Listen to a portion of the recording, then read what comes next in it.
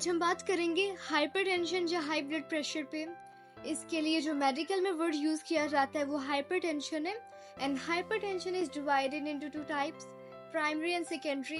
Primary hypertension किसी disease की वजह से होती है। For example, if anyone is suffering from kidney dialysis या किडनी की कोई और प्रॉब्लम है, या अगर कोई लॉन्ग टर्म से मेडिकेशन पे, तो ये सब प्रॉब्लम्स होती हैं सेकेंडरी हाइपरटेंशन की।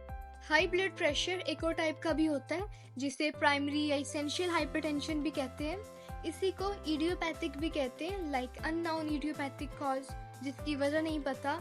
एंड 95% लोगों में हाइपरटेंशन है जिसमें नमक बंद करने का कहा जाता है। एंड ये बताया जाता है कि आपका ब्लड प्रेशर इसलिए हाई है बिकॉज आप नमक बहुत ज़्यादा ले रहे हैं, नमक बंद करते हैं। एंड फिर कुछ केसेस में डायबिटीज दी जाती हैं या दूसरी मेडिसिन।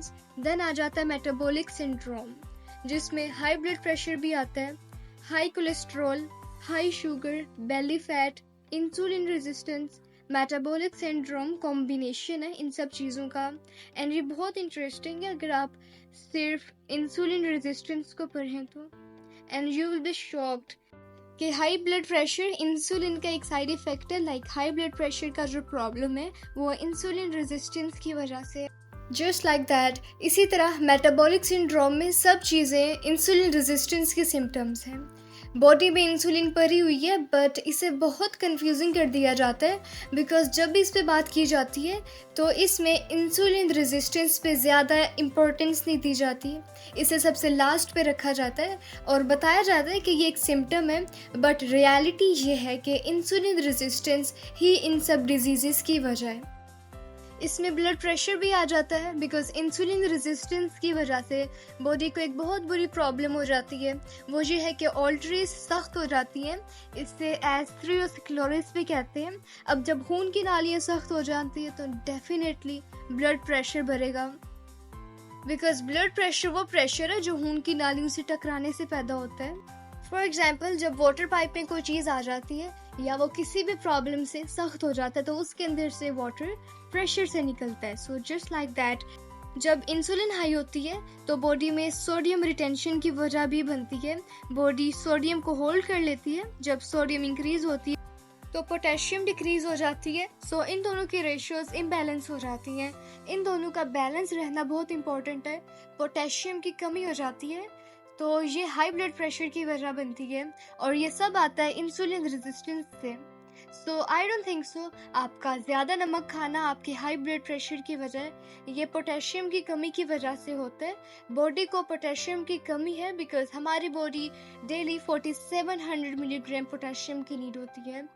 एंड इस पोटेशियम को लेने के लिए आपने अपनी डेली डाइट में 1 बाउल ऑफ वेजिटेबल्स को ज़रूर ऐड करना है अगर आप सप्लीमेंट्स की फॉर्म में नहीं ले रहे। लोगों ने वेजिटेबल्स खाना छोड़ दिए, एंड मे बी आप भी ऐसा कर रहे हो, बट रीज़न इंसुलिन रेजिस्टेंस है। बॉडी में पोटेशियम के एब्जॉर्प्शन को भी रोकती है। पोटेशियम बॉडी को यूज़ नहीं कर पाती, जिसकी वजह से सोडियम का लेवल इंक्रीज हो पाता है। सोडियम इंक्रीज होती है तो ब्लड प्रेशर भी इंक्रीज होता है। ये एक कॉज रिलेशनशिप इफेक्ट है। इन दोनों में एक दूसरे से चीज़ें बन रही हैं, एंड एक कंफ्यूजन इसमें हमेशा से रहती है इस टॉपिक पे।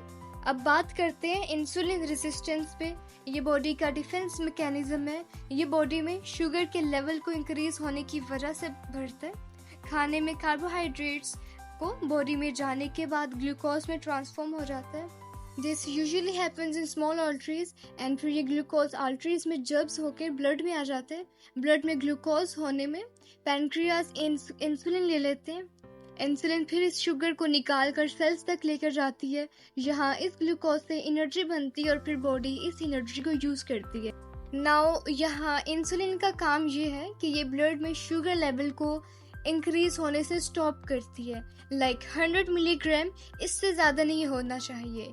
ये 1 टेबल स्पून से भी कम होती है अगर टोटल वॉल्यूम ऑफ ब्लड की बात करें। लाइक एक एवरेज इंसान को सिर्फ इतनी शुगर की नीड होती है इसकी डेली एक्टिविटीज़ के लिए, लाइक जो इसकी डेली का वर्क्स है।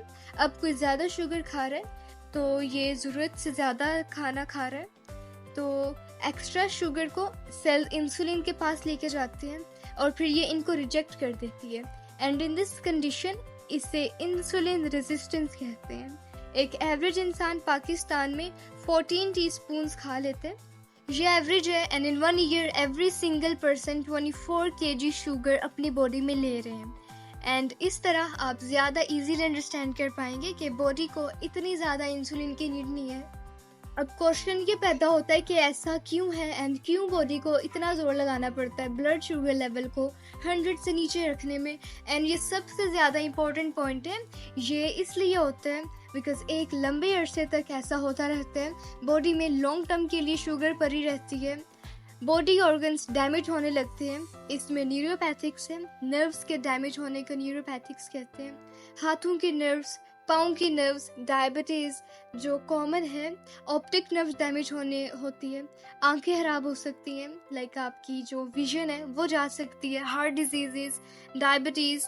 इस सब को डिटेल में समझे तो हमारे खाने में प्रोटीन्स, फैट्स एंड कार्बोहाइड्रेट्स होते हैं। कार्बोहाइड्रेट्स डायरेक्टली हमारी बॉडी में जाके शुगर या ग्लूकोज में ट्रांसफॉर्म हो जाते हैं और ये एक मिथ है कि बॉडी का फेवरेट फ्यूल शुगर है। बहुत लोग ये कहते हैं कि अगर कोई शुगर नहीं खाएगा तो उसकी बॉडी कैसे चलेगी, बट ऐसा बिल्कुल भी नहीं है। शुगर को मसल में स्टोर कर दिया जाता है, फैट में ट्रांसफॉर्म कर दिया जाता है, लाइक किसी और फेस में ट्रांसफॉर्म कर दिया जाता है and it may be reserve for emergency situation. फिर जो शुगर से एनर्जी मिलती है वो क्विक टर्म होती है, शॉर्ट टर्म के लिए होती है, जबकि जो स्टोर्ड फैट होता है वो ज़्यादा है। एक नॉर्मल इंसान में ऑलमोस्ट 4000 के करीब फैट स्टोर्ड होती है। सो बॉडी लॉन्ग टर्म और सस्टेन फॉर्म में प्रेफर करती है फैट को। बॉडी की परफॉर्मेंस बेहतर होती है, इसके फंक्शन स्टॉप नहीं होते अगर आप इसे फैट यूज़ करने की आदत डाल लें, बिकॉज शुगर तो अभी है, थोड़ी देर बाद तो नहीं होगी। So almost half an hour और 1 आवर के अंदर बॉडी इसे अपनी पॉइंट पे लगा देती है। देन इसकी थोड़ी देर बाद अगेन आपको हंग्री फील होते हैं, सो आपको फिर कुछ खाना पड़ता है एनर्जी के लिए। सो फिर हम शुगर खाने लगते हैं ब्रेड्स की फॉर्म में, pasta, cereals, biscuits, pizza, burger and etcetera. मैदे से बनी हुई चीज़ें हम खाने स्टार्ट हो जाते हैं, कोल्ड ड्रिंक्स, ना जानते हुए बहुत से लोग प्री डायबिटिक्स हो चुके होते हैं। इसकी लास्ट स्टेज पे खड़े होते हैं शुगर, लाइक डायबिटीज़ आज नहीं तो कल हो जाएगी। एंड ये मैं नहीं कह रही, स्टैट्स के अकॉर्डिंग पाकिस्तान अभी उन कंट्रीज़ में से फर्स्ट पे है जहां डायबिटीज़ की शरह हर साल बढ़ रही है, रैंकिंग पे नंबर 1 पे आ चुकी है। हम कितने लोग हैं जिन्हें डायबिटीज़ हो चुकी है एंड कितने लोग हैं जिनमें इंसुलिन रेजिस्टेंस है। सो इस वीडियो का रिकैप ये है कि इंसुलिन रियलिटी में डिटॉक्सिफाइंग हार्मोन है, वाइल शुगर टॉक्सिफाइंग हार्मोन है। इंसुलिन रेजिस्टेंस बॉडी का डिफेंस मैकेनिज्म है एंड ये एक्स्ट्रा शुगर के खिलाफ कार्बोहाइड्रेट्स खाने में से इंसुलिन हार्मोन को काम करने से बंद कर देता है, जिसकी वजह से बॉडी में शुगर पड़ी रहती है एंड इवेंचुअली डायबिटीज़ हो सकती है। सो आज के लिए इतना काफ़ी है। एंड अगर आपको मेरी इस वीडियो से कुछ न्यू लर्न करने को मिला, so please like this video, share it to more and more people and don't forget to subscribe. Till then, take care. Allah Hafiz.